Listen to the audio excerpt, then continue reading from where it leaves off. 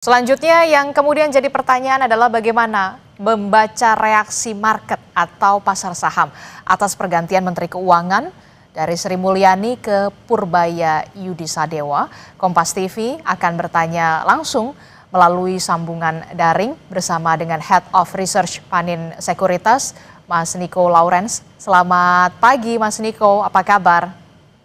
Pagi Mbak Adisti, kabar baik. Iya, cukup mengejutkan bagi kita semua dan juga pasar tentu saja begitu ya dengan adanya perombakan kabinet merah putih. Presiden Prabowo Subianto merombak salah satu yang kemudian posisi strategisnya adalah Menteri Keuangan yang sebelumnya kita tahu dijabat oleh Sri Mulyani kemudian digantikan oleh Purbaya Yudisadewa begitu ya. Kemarin market atau bursa saham ini kita lihat langsung merah terkoreksi turun drastis 1,28% hanya dalam waktu singkat jelang penutupan, tepatnya setelah pengumuman Sri Mulyani ini diganti. Nah, reaksi apa yang bisa dibaca atau dijelaskan, Mas?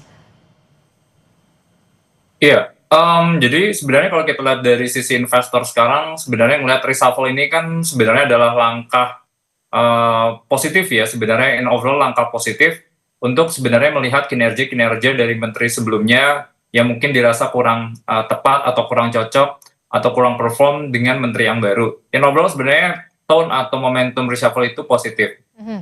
Nah, cuman sebenarnya yang jadi concern dari sisi investor itu adalah sosok Sri Mulyani yang tadi udah di-state juga 17 tahun involved dalam keuangan ekonomi Indonesia, dan kalau kita lihat dengan berbagai track recordnya, karena sebenarnya kalau kita lihat dari track recordnya Ibu Sri Mulyani ini, beberapa hal yang kita cermatin sih ya Mbak Disti ya. Pertama adalah kalau kita ngelihat kita itu dapat status investment grade itu ketika Ibu Sri Mulyani. Jadi kita di-upgrade ratingnya oleh berbagai lembaga.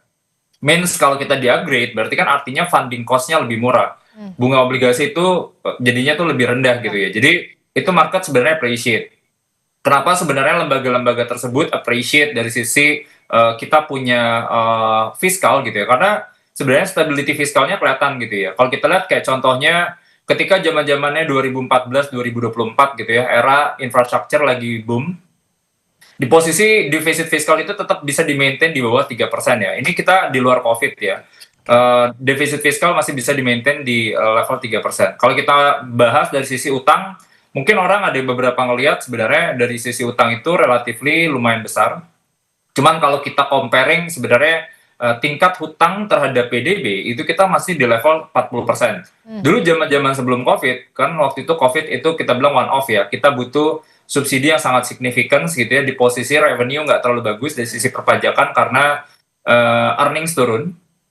Nah, cuman di posisi itu sebenarnya kita masih bisa maintain tingkat hutang dari 30 sebelum COVID jadi 40%. Nah, jadi track record seperti itu yang sebenarnya market appreciate ya. Karena gini sih Mbak Disti ya, kalau kita ngelihat kayak contohnya positifnya buat Indonesia ya dengan adanya status investment grade, dan kalau kita lihat bunga obligasi kita lebih rendah, artinya beban keuangan itu jadi lebih sedikit. Nah, itu sangat penting sebenarnya. Karena kalau beban hutangnya besar, beban keuangannya besar, ini akan berdampak buat ke fiskal kemudian hari. Oke. Takut jangan revenue ini dipakai sebenarnya buat bayar utang aja atau bayar beban bunga aja sebenarnya. Nah, karena kalau kita contoh ya, dulu kita misalnya ngelihat secara historis, selisih bunga obligasinya Indonesia sama Amerika itu range-nya bisa di sekitar 400 basis point. Cuma kalau kita posisi sekarang kita bunga 6,5%, di Amerika itu 4%, berarti selisihnya cuma 250 basis point. Artinya sebenarnya kita positif dari sisi funding cost-nya. Nah, jadi itu yang dari sisi fiskal ya. Nah, jadi Oke. sebenarnya in overall dari sisi market ya, mereka kan coba cermati sebenarnya. Karena Pak Purbaya ini kan sebenarnya bukan orang baru di market. Kalau kita lihat itu Pak Purbaya ini lama di Dana Reksa dulu, Betul. jadi chief economist, jadi direktur utama. Jadi harusnya eh, knowledge terkait dengan market itu sudah ada dan Ah. positif gitu. Jadi harusnya Pak Purbaya tahu gitu ya, apa yang harus distimulasi atau diberikan ke pasar untuk dorong dari sisi perekonomian. Karena beberapa hal statement yang saya lihatnya positif dari Pak Purbaya adalah, Oke. pertama adalah at least nggak ada kenaikan pajak. Karena menurut kita nih PR-nya adalah bukan pajak itu, kenaikan pajak itu bukan jadi solusinya, karena fokusnya adalah gimana caranya kita meningkatkan inklusi keuangan ya, makin banyak gitu ya dan makin dalam. Nah, kita kayak dorong cortex sistemnya Oke. makin lebar, inklusinya makin banyak. Jadi Baik. Itu yang harusnya sih market bisa appreciate. Yang kedua, Oke, Pak baik. Purbaya juga tidak merubah struktur saat ini ya, Mbak Disti ya. Jadi harusnya sih bisa melanjutkan, jadinya bisa lebih positif. Oke, Mas Niko, kita akan lihat ini market sudah dibuka dan ternyata hijau. Apa yang bisa Anda lihat dari sini? Market siapa yang bikin hijau nih di sini nih ternyata, Mas Niko? Iya, jadi kalau kita lihat sih sebenarnya pagi ini beberapa big banks yang koreksi dalam kemarin ini pelan-pelan udah mengalami rebound ya. Cuman tetap sebenarnya market ini kalau kita lihat by concentration itu kan eh, 40% dari komposisi market saat ini itu didorong oleh saham-saham yang kategorinya adalah konglomerasi big cap dengan floating yang kecil. Jadi artinya adalah porsi masyarakatnya itu terbatas. Jadi sebenarnya lebih gampang untuk dinaikin dituruninnya gitu. Kayak contohnya ada brand, ada DSSA misalnya, Hmm, ada Chandra Asri gitu ya. Nah, jadi itu sebenarnya yang lebih ngedrive dari sisi marketnya ya. Nah, oke, cuman kalau kita ngelihat dari sisi market in overall, ini yang ngedrive hari ini tuh banyak di sektor emas ya, Mbak ya. Karena oh, emas ini message-nya dua sih.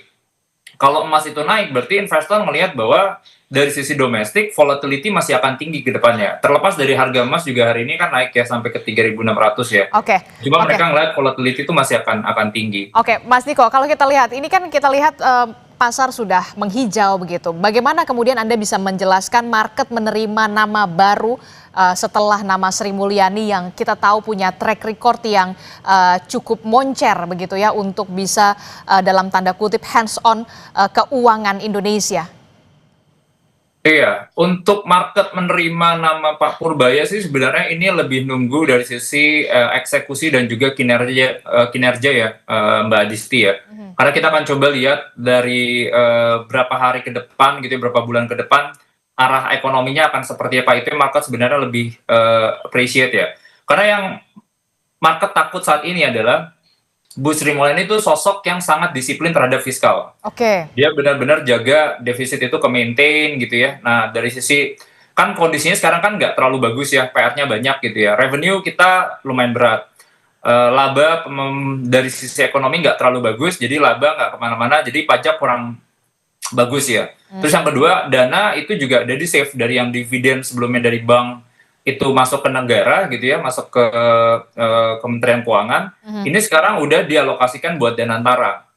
Nah, jadi kan sebenarnya sumber-sumber revenue-nya makin dikit. Nah, kalau kita ngeliat dari sisi spending, itu sebenarnya trennya meningkat gitu ya. Pendidikan angkanya meningkat, kesehatan meningkat, makan bergizi gratis jadi fokus. Nah, kalau seandainya dari sisi disiplin revenue-nya kita nggak bisa kejar gitu ya. Jadi kalau kita lihat inclusion-nya nggak dapat, oke. deepening-nya nggak dapat, defisitnya kan makin lebar. Nah, jadi orang akan coba lihat nih, apakah nanti kinerja fiskal, month to Aha, month, defisitnya apakah tax-nya makin bagus atau enggak, aha. defisit kalau kita bisa at least di maintain di bawah 3%, itu Pak, harusnya bisa positif sih buat ISG-nya. dengan pasar yang kita lihat ini dibuka hijau, seberapa optimis pasar untuk 3 bulan ke depan? Apa yang perlu Menteri Keuangan saat ini lakukan atau yakinkan kepada investor? Kalau kita lihat kan Sri Mulyani ini tadi lagi-lagi kita bilang punya reputasi kuat, punya global network yang mumpuni. Apa yang bisa membuat keyakinan atau perlu diyakinkan nih Menteri Keuangan yang baru ini? Iya, jadi menariknya gini sih, Mbak Disti ya, kalau kita ngeliat ini, market ini positif ya, market ini positif kan dua sisi kita ngeliatnya. Apakah ini retail atau kalau kita domestik, apakah foreign ya? Cuma kalau kita lihat dari sisi foreign flow, dalam beberapa terakhir pun, dan juga hari kemarin pun, itu outflow-nya significant ya. Itu sampai sekitar 500 miliar. Nah, jadi kedepannya ini sebenarnya kalau misalnya foreign-nya itu belum appreciate, itu agak susah market untuk naik lumayan signifikan. Karena kalau kita lihat secara komposisi, itu kan market ini kan sebenarnya dominannya sekarang tuh porsinya adalah domestik, itu sampai 52%. Foreign porsinya pelan-pelan itu makin turun. Nah, kalau seandainya foreign ini belum terlalu appreciate, berarti artinya nggak ada inflow. Kalau inflow nggak masuk ke pasar, berarti nggak ada liquidity, ISG-nya nggak akan naik gitu ya. Jadi pertanyaannya adalah gimana caranya kita attract dari sisi foreign inflow dari yang sebelumnya outflow jadi inflow. Nah, jadi sebenarnya yang satu harus di-maintain dari sisi foreign itu suka stability dari sisi nilai tukar. Jadi kalau kita lihat nilai tukar atau rupiahnya at least bisa di-maintain, nggak harus menguat, Oke. Cuman kita bisa di-maintain di 16.300, 16.500, harusnya market appreciate. Mhm. Apa faktor yang mempengaruhi nilai tukar? Itu adalah gimana caranya memaintain dari sisi flow obligasi khususnya. Mhm.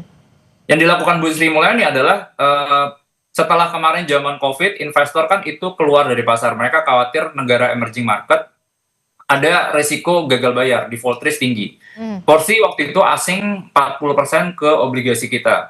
Oke. Sekarang porsi asing itu tinggal 15%. Oke. Kita ngelihatnya sebenarnya positifnya adalah dominannya dari lokal gitu ya. Kalau kita lihat yang dari bank, dari yang non bank, itu porsinya makin meningkat. Bu Sri Mulyani dorong dari sisi investor retail buat beli obligasi kita, Mhm. dari sisi bank pun juga beli obligasi kita. Nah, jadi stability nilai tukarnya dapat. Oke. Nah, Kalau cuman di kenapa? Nah, oke, kalau saya kerucutkan lagi, 3 poin PR yang harus segera diselesaikan untuk bisa kemudian bisa mencerahkan lagi-lagi saya bisa mengatakan mencerahkan Indonesia 2 atau 3 bulan ke depan yang harus dilakukan oleh seorang Menteri Keuangan Purbaya untuk bisa mencerahkan Indonesia di 2 atau 3 bulan ke depan, termasuk juga menghijaukan pasar. 3 poin utama menurut Anda, Mas Niko. Iya, pertama untuk pasar appreciate itu adalah dari sisi disiplin fiskal. Disiplin fiskal. Revenue tetap ke-maintain, itu menurut kita jadi key point yang utama. Kedua adalah dari sisi stability nilai tukar. Ini menurut kita penting gitu ya, karena dampaknya tadi banyak turunannya gitu ya, dari sisi utang yang meningkat itu jadi kekhawatiran, ekspor nggak terlalu bagus itu juga jadi kekhawatiran. Sama ketiga sebenarnya data ekonomi ya, apakah dari Pak Purbaya itu alokasi anggaran belanja ini bisa disalurkan sektor-sektor yang sebenarnya tepat produktif dan bikin multiplier efeknya bagus ke ekonomi ya. Karena kan targetnya clear ya, Pak Purbaya bilang at least 6% di tahun 2026. Berarti ini adalah sektor-sektor yang bikin atau dorong perekonomian kayak contohnya UMKM. Jadi itu akan coba kita lihat sih datanya pelan-pelan. Kalau seandainya datanya positif, multiplier ekonomi, stimulus fiskalnya jalan, itu market akan appreciate sih Mbak Disti. Oke, kita akan lihat langkah dari Menteri Keuangan Purbaya untuk bisa mencerahkan Indonesia paling tidak 2 hingga 3 bulan ke depan akan seperti apa. Terima kasih Mas Niko Lawrence, Head of Research Panin Sekuritas telah bergabung bersama kami dalam Breaking News Kompas TV. Sehat selalu, Mas Niko. Terima kasih Mbak Disti.